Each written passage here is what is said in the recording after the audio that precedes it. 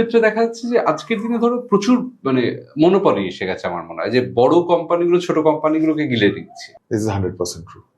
See, how it happens is প্রত্যেকটা জায়গায় আমাদেরকে ফেস করতে হয় যে মার্কেটে স্কিমের আমাদের খরচা হয়, প্রোডাকশন কস্ট বেড়ে যাচ্ছে, লজিস্টিক্স বেড়ে যাচ্ছে, ম্যান পাওয়ার কস্ট বেড়ে যাচ্ছে। আজকে if you are having a office in Park Street, যেটাও কিনা দেখাতে হয়, তারও ভাড়া একটা আছে। এই সব কিছু নিয়ে কি হয় না, মিডল লেভেল কোম্পানি বা ছোট কোম্পানিগুলো যারা আছে তারা সবাই কোনো না কোনো জায়গায় কিন্তু একটা মার্জিনে সাফার করে।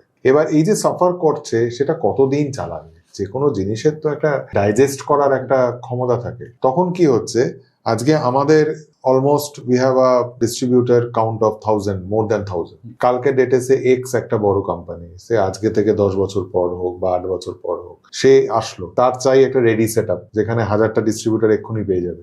সে তো আর অত মাথা লাগাবে না, তার কাছে পয়সা আছে, সে কেউ আর স্ক্র্যাচ থেকে চালু করতে চায় না, সে চায় রেডিমেড। তো সে আসবে, সে দেখবে যে অন্নপূর্ণার বা XYZ কোম্পানি, তার তো 1000টা ডিস্ট্রিবিউটার আছেই অলরেডি, তার একটা মার্কেট আছে এত কোটি টাকার, নিয়ে নাও তাকে। তার নিচে হয়তো সে মানে it's a decision which they have to take, মানে a decision of say 5 minutes. তোমাদের জন্য তো ব্যাপারটা আলাদা, আমাদের জন্য তখন ব্যাপারটা আলাদা। তখন আমাদের ডিপেন্ড করতে লাগে যে আমরা যদি তখন ঠিক মতো ব্যাটিংটা চালিয়ে যেতে পারি, then we can say no, number 1। Number 2, যদি ব্যাটিং ঠিক মতো না চলে, we are struggling, at that point of time we may say yes.